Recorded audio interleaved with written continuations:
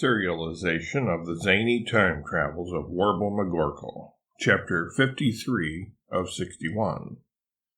Warble plans to pull a fast one on Jesus, or kidnap him.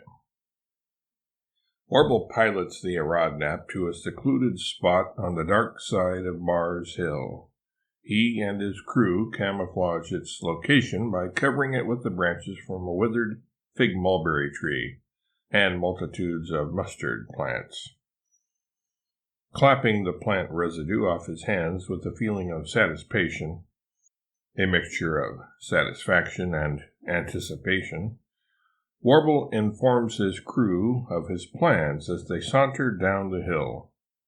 At this moment, Warble looks quite similar to Pete Townsend on the cover of Who's Next, walking down the incline with his head inclined in a downward arc, looking pensive and thoughtful and almost, if one didn't know better, a little contrite. Soundtrack note, either Baba O'Reilly or Won't Get Fooled Again by The Who would be good choices at this stage of the game.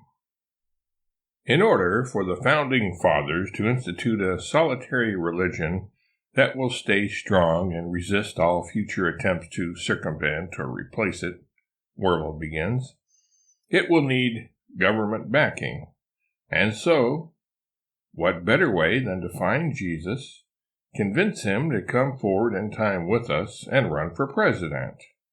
That way, as supreme head of all branches of the government, the legislative, the judicial, the executive, as well as commander-in-chief of the combined branches of the military, he can introduce, uphold, and enforce the law to maintain one and only one religion.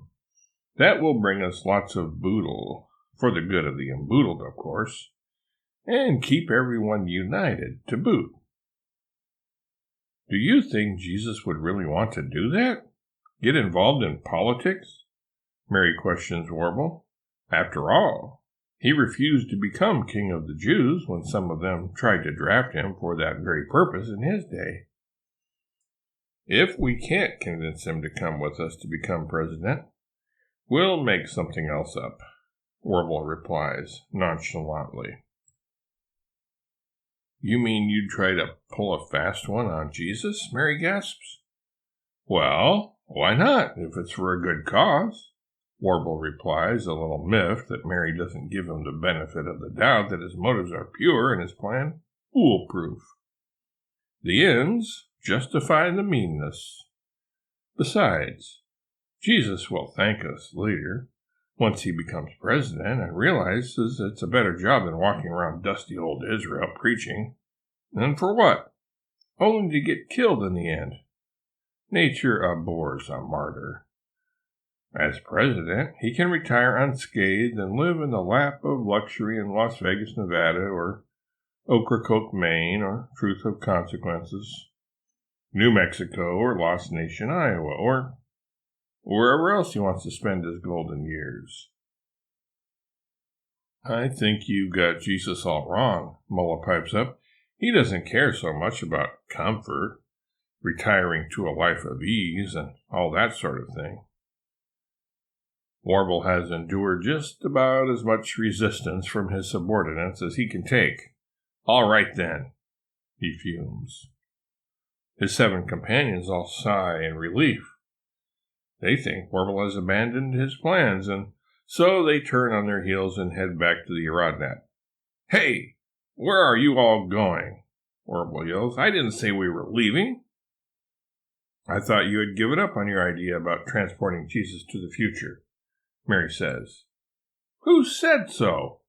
Warble barks. I told you what we had to do and why. What has changed it? Just because you idiots and flibbertigibbets can't see sense or think straight? But I thought we convinced you that Jesus wouldn't want to come with us, Mulla says.